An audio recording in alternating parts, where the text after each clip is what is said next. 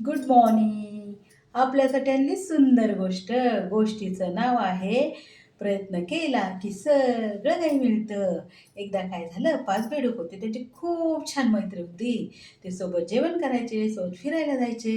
असंच एक दिवस खूप छान पाऊस पडला. त्यांना खूप मस्त वाटू लागलं आणि 5 पण जणांनी ठरवलं आपण मस्त फिरायला जाऊया आणि 5 जण हातात हात घालून मस्त उड्या मारत जाऊ लागले. जाता जाता अचानक 3 बेडकं समोर एक खूप मोठा खड्डा होता, खूप खोल.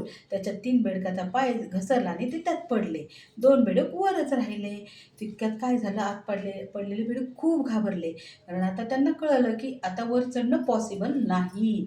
आणि मग ते तरीही ते घाबरले, तरी त्यांनी प्रयत्न करायचं ठरवलं. पहिला बेडूक खूप प्रयत्न करायचा, परत पडायचा, परत चढायचा, परत पडायचा. असं खूप वेळा घडलं.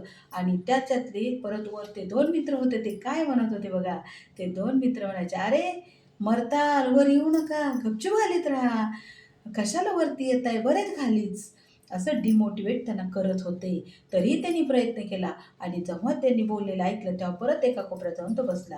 मग दुसरा बेडूक उठला.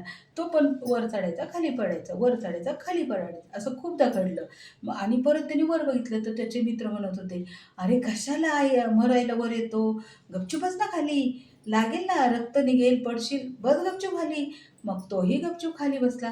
पण तिसरा बेडूक मात्र त्याने मनाशी पक्क ठरवलं, की मी मात्र नक्की वर जाऊन दाखवेल. भले मी रक्तबंबाळ होईल किंवा मरल, पण मी नक्की वर जाणार. आणि तो सारखं प्रयत्न करत होता, सारखं प्रयत्न करत होता. वर पाहिलं तर त्याला त्याचे 2 मित्र दिसले. ते पण त्याला असं डिमोटिवेट करत होते. पण तो बहिरा होता, त्यामुळे त्याने काहीही ऐकलं नाही. सारखं प्रयत्न केले आणि शेवटी इतकी जोरात उडी मारली आणि तो बाहेर आला. तेव्हा मात्र ते वरचे दोघं मित्र म्हणू लागले, "काय रे, कसं काय वरती आला?" आणि तो काहीच बोलला नाही, फक्त हसला. आणि मग नंतर त्यांना म्हणाला, "तुम्हीच तर म्हणत होते, प्रयत्न कर, वर येशील, प्रयत्न कर, वर येशील, म्हणून मी वरती आलो."